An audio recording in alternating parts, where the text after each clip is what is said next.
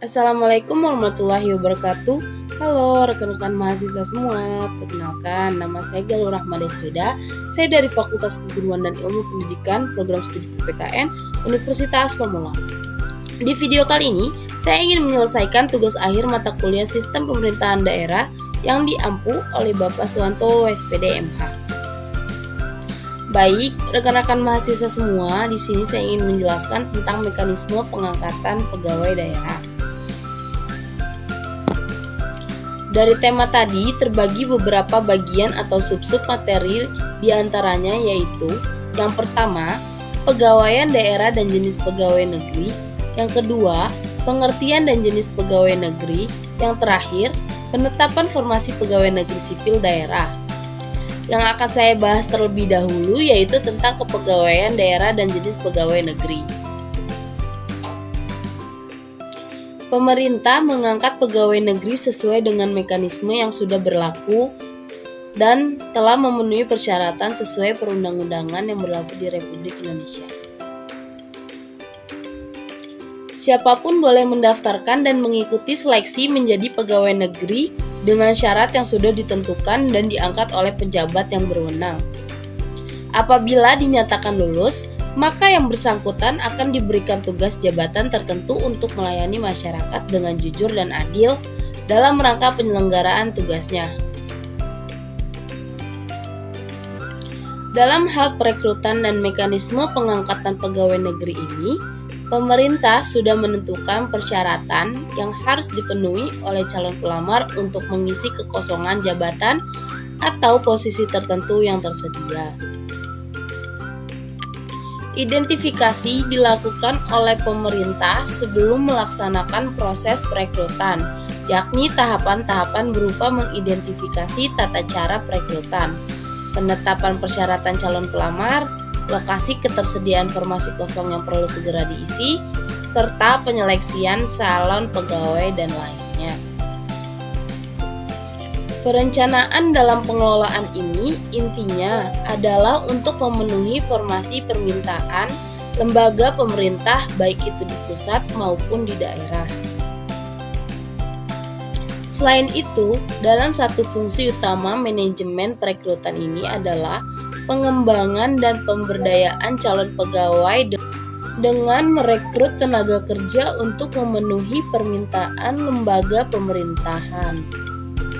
Yang dimana Moses N. Kingundu mengatakan bahwa sumber daya manusia adalah pengembangan dan pemanfaatan pegawai dalam rangka tercapainya tujuan dan sasaran individu, organisasi, masyarakat, bangsa dan internasional yang efektif.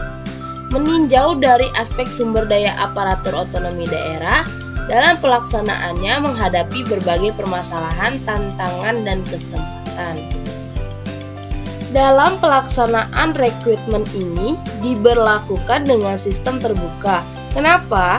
Karena untuk menghindari tudingan bahwa menjadi pegawai negeri sipil sering dilakukan dengan cara kolusi, korupsi, dan nepotisme.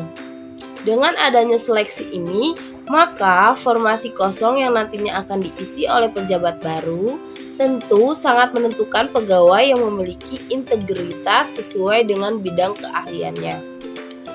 Pemerintah daerah juga memiliki kewenangan untuk menentukan standarisasi sesuai kebutuhan.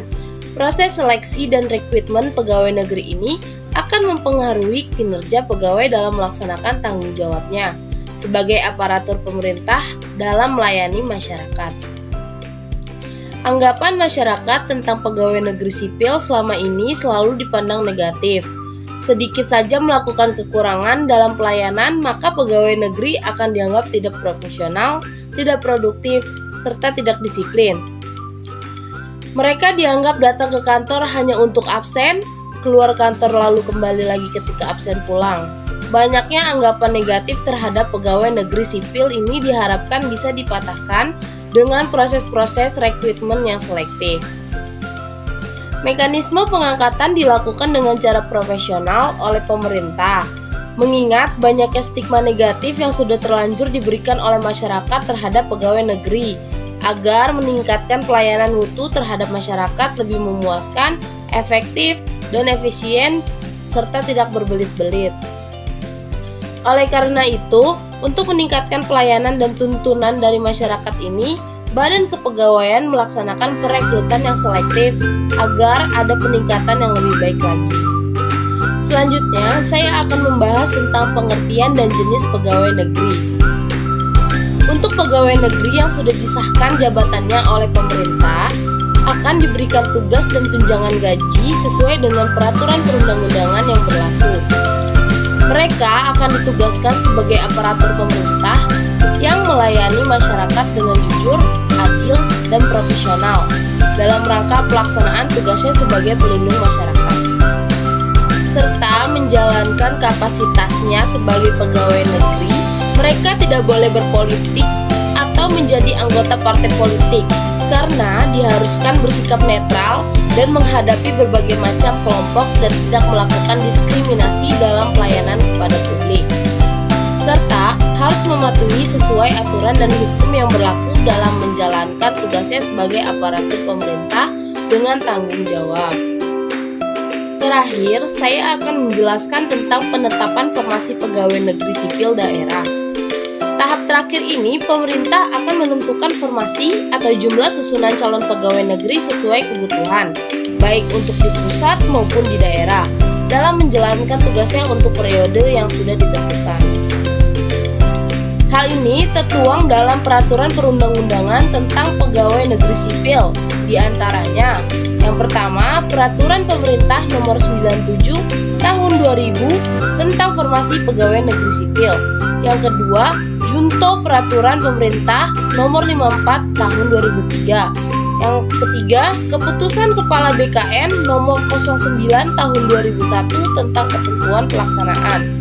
Serta yang terakhir, Peraturan Pemerintah Nomor 97 Tahun 2000 tentang Formasi Pegawai Negeri